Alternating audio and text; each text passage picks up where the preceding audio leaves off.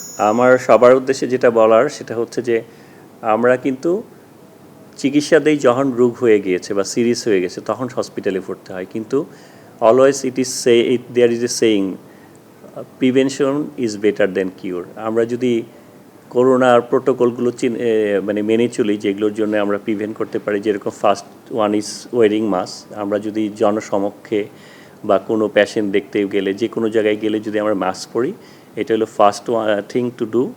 Second one is hand washing. Hand washing আমরা দুইভাবে করতে পারি, একটা হলো with soap water, another thing is with hand sanitiser.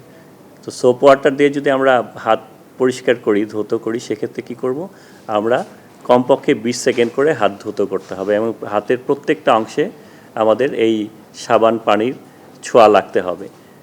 এছাড়া যদি এগুলো বাইরে কোথাও যায়, হয়তো সেখানে তো হ্যান্ড সোপ বা যখন অন মুভিং সোপ ওয়াটার তো ইউজ করা সম্ভব না, তখন আমরা হ্যান্ড স্যানিটাইজার ইউজ করব।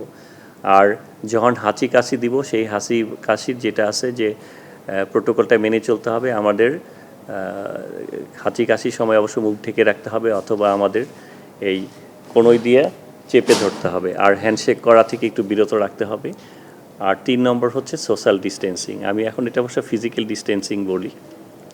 আমাদের কোথাও গেলে কমপক্ষে 3 ফিট দূরত্ব বজায় করে রাখতে হবে, যদি সম্ভব হয় 6 ফুট রাখলে আরও ভালো, কারণ অনেক সময় 3 ফিট দূরত্ব থেকেও কিন্তু স্প্রেড করতে পারে।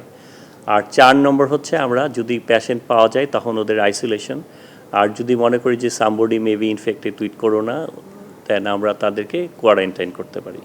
মানে কোয়ারেন্টাইন মানে আলাদা করে রাখা, কাউকে যদি রোগী হিসাবে চিন্তা করা হয় বা যদি মনে করি যে সে ইনফেক্টেড হতে পারে, তখন তাকে আলাদা করে রাখা।